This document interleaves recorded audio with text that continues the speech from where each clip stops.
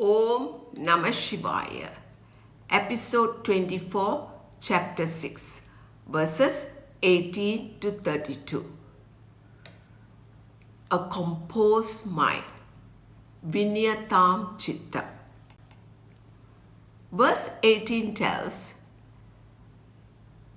when our mind is free from longing for objects of desire, means our mind has gained certain composure to be in Atma.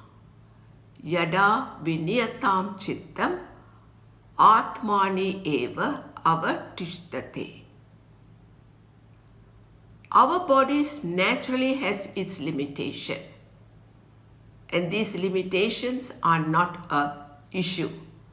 Our problem is being not a contented person due to our ignorance of identifying ourselves with this body, mind, senses, not knowing that we are Satchit Ananda Atma. Verse 19 tells, when we are awakened to the knowledge of Atma by contemplating upon Ishvara's glories as our glories, then our mind will not flicker, just like a lamp that is protected from the wind. Verses 20 to 23 gives 4 results when we contemplate upon Ishvara's glories as our glories. Number 1,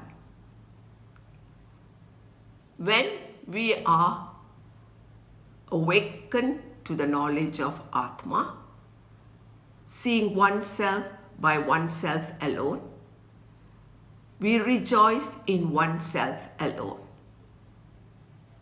Atmana Atmanam Pashyan Atmani eva tushyati. Seeing Atma is different from seeing any other object. When we see an object, there are 2 operations, the object and our thought. Whereas seeing Atma, there is only one operation, that is our thought. That was created by the Shastra to contemplate upon. And this thought knocked off our ignorance.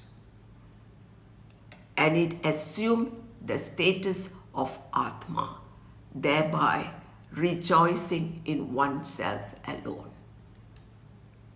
Number 2, it is our intellect that recognizes this absolute happiness, At Yantikam Sukham, which is beyond all sense perception, At Indriyam. And once gained, it is never lost. Tatvataha na eva chalati. Number 3, when we are established in Atma, we are not affected by any sorrowful events because all situations are in Atma alone. Na dukkhena guruna api vichalyate.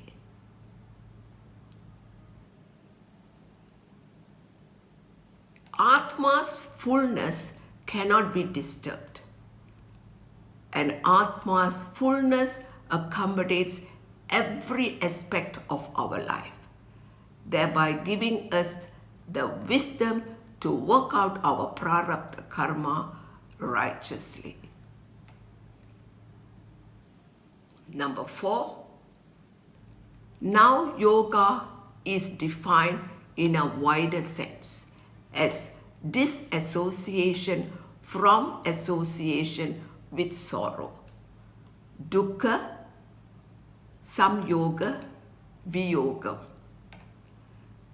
Disassociation with sorrow means disassociation from pain. disassociation from our past karmas rooted in our subconscious mind. Only by gaining the knowledge of Brahman, learning Vedanta, the Gita, we can rise above this body, mind, senses to discover that we are Satchit Ananda Atma. Vedanta is for cheerful people. With enthusiasm, we must listen, analyze, and contemplate upon the knowledge of Brahman. At the same time, we must know that this body, mind, senses are subject to birth and death, happiness and sorrow, pain and pleasure. We must disassociate from this body, mind, senses and associate with Ishvara, with Brahman. Verses 24 and 25 teaches 3 steps how to disassociate from association with sorrow. First, when we sit in meditation, thoughts, sankalpa, will keep arising in our mind. Thoughts like, I like this, I don't like this, I want this, I don't want this. But we must not allow these thoughts to become a desire. That is the first step. Then second step, we must completely withdraw. Viniyamya samantata. Our mind from our senses of perception and powers of action. Manasa indriya grama. To meditate upon Ishvara's glories and purify our mind.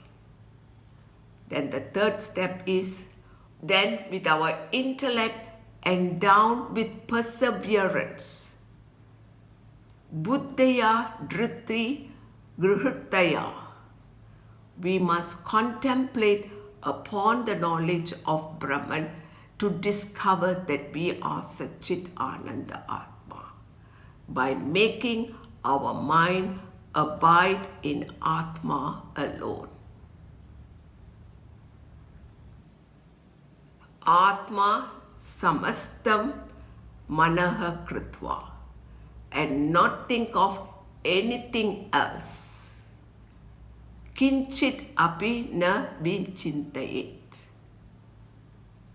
Verse 26 tells us, the nature of our mind is always in a state of flux, chanchalam, and it is always unsteady. But this is not a problem for meditation, because when we are sitting in meditation, wherever the mind goes, Atma is there. So we can contemplate without any disturbance by contemplating upon the Atma wherever the mind goes. This is a secret of meditation. Verses 27 and 28 tells that when we are karma yogis, when we are free from conflicts born of unrighteousness, vigata kalmasa, means all our impurities have been resolved. Santa Rajasam. Our minds are tranquil. Prasanta Manasam. Now, when we meditate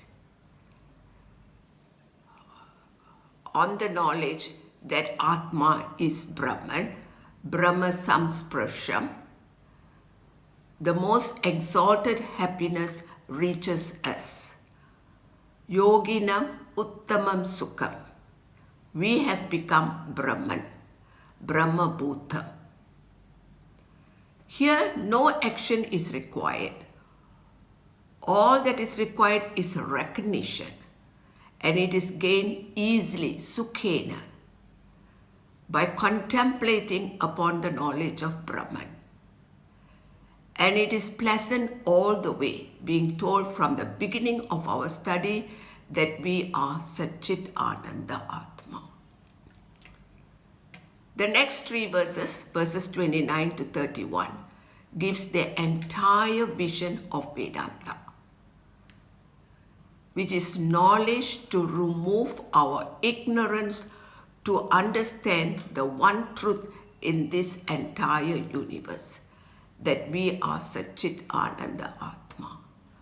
By listening, analyzing and contemplating upon our Sastra, the Vedanta Upanishad, the Bhagavad Gita.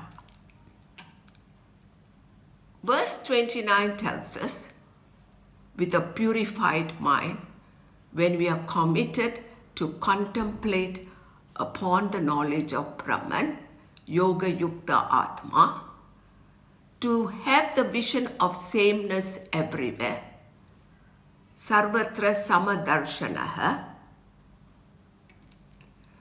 to see Atma in all being, Sarva Bhutastam Atmanam, and all being in Atma, Sarva Bhutanicha Atmani. Here we are not looking for Ishvara. Here we are not looking for Atma. We are just removing our ignorance to see the one truth in this entire universe. That is Atma, which is Brahman, Ishvara. In verse 30, Sri Krishna speaks as Ishvara to show us the non-difference between Ishvara and us, the Jiva, by replacing the word Atma to Mam. Mam means I, telling us that the Atma within us is Ishvara. So, with a purified mind, we must meditate to see Ishvara in all being. Yo Mam Pasyati Sarvatra, and see all being in Ishvara. Sarvam cha Mayi Pashyati. Then Ishvara is not remote to us. Tasya aham na pranasyami. And we are not remote to Ishvara. Sacha me na pranasyati. Between Sri Krishna, Ishvara and us, there is no difference whatsoever. All there is one flame of pure consciousness. Only by appreciating Parameshwara, Brahman, appreciating the Mahavakya Tattvamasi, we are that, we are Brahman, we become Brahman. Verse 31 tells us, when we are awake to this knowledge that Ishvara is the Atma within us, Mam Sarva Bhuta Stihitam Yo Bhajanti, then we are never lost. We abide in Ishvara in all our activities. Sarvata Vartamana Api Sayogi Mai Vartate. All there is one pure consciousness, which is Satyam, Jnanam, Ananta, Brahma. Satyam means it is the truth, Jnanam, all-knowing, and Ananta is eternal. We are that truth. Verse 32 tells us, now when we are awake to this knowledge, we are liberated. We are Jivan Muktas. We remain the same in all situations, pain and pleasure, Sukham va yadi va dukkam. Even death is looked upon from Atma's standpoint. Atma's fullness does not get shaken in any situation. there is not even a ripple of reaction in death also. Now we are the most exalted human being. Sa yogi paramam mataha. We live a liberated life. We are free from the limitation of this body, mind, senses. We continue doing our prarabdha karma, doing it as an offering to Ishvara and taking whatever the results may be as Ishvara's prasadam, while living as Satchit Ananda Atma, absolute bliss. At verse 32, Sri Krishna concludes the Bhagavad Gita, the teaching of the Bhagavad Gita. In fact, twice before he concluded. But Arjuna feels that it's the best time to ask a question. So at verse 32, we shall take a break before we find out what Arjuna's question is. So till then, Om Namah Shivaya.